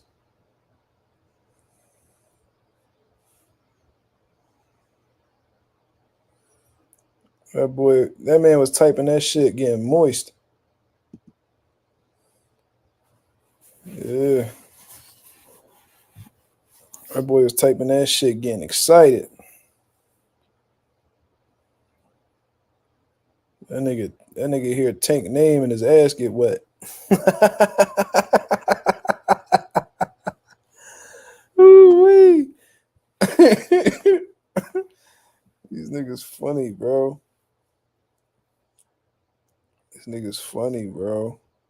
This nigga really made the list to try to make it seem like Tank superior the whole time. You just revealing your man crush. That nigga was typing that shit. That nigga's seat got wet. He was like, whoopsie. Nigga ego, whoopsie. Yo, these niggas weird, cuz I'm telling you. Don't none of his homies check him like, yo, you wildin', my nigga. Let me type some shit like that. Niggas at the gym gonna be like, fuck wrong with you, nigga? You alright?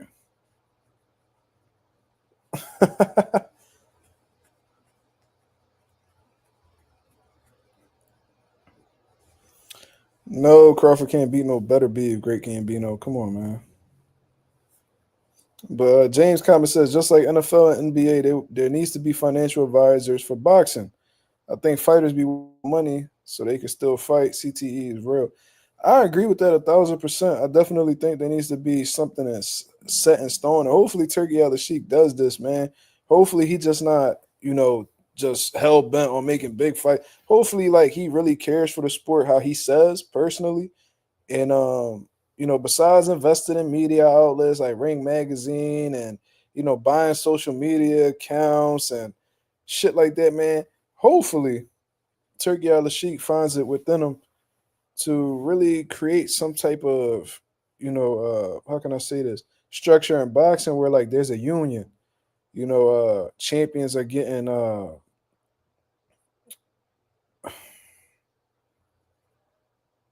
how can I say this? Like setting them up for retirement. You know what I mean? Shit like that, so they don't have to come back to boxing and really put themselves in jeopardy, put their health in jeopardy and shit like that. Financial advisors definitely need to be needed though. And Al Heyman was that for a lot of these dudes, which is why they still loyal to him, even if that meant them being inactive. You feel me? So we need some people that's willing to do that. Great Gambino said Edgar 6'1" fighting 5'7". What? Canelo though. What that mean? What that mean, Gambino?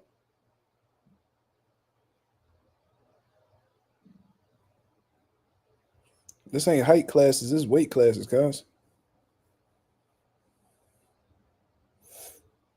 This ain't height classes. It's weight classes.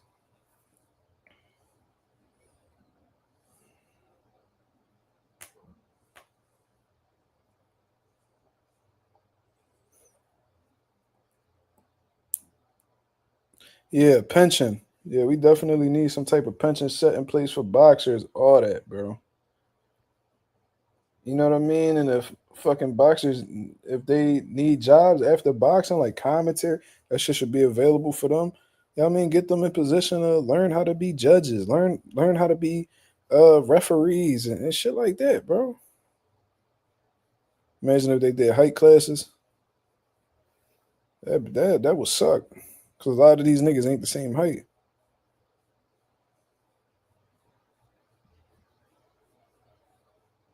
A lot of people be at a disadvantage because weight is way more significant than height. So a 5'6" nigga that weigh 180 fighting a 5'6" nigga that weigh 130. It's not a good job. That don't make sense at all.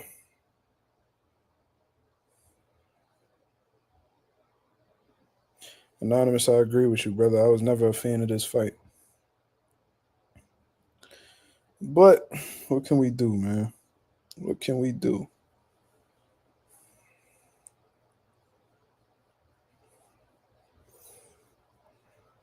But I'm gonna get up out of here, man. I appreciate everybody that came through and showed love to the channel. You know what I'm saying? I'm gonna get up out of here and get me some rest. I mean, I gotta turn these lights off. My girl's sleeping with the lights on and shit. You feel me? So I'm gonna get up out of here. Y'all have a blessed, beautiful night. I'll be back at y'all with another live tomorrow. So be on the lookout for that one. Until then, this is Mazuma TV. Y'all have a blessed, beautiful one. I'm out of here, man. Peace.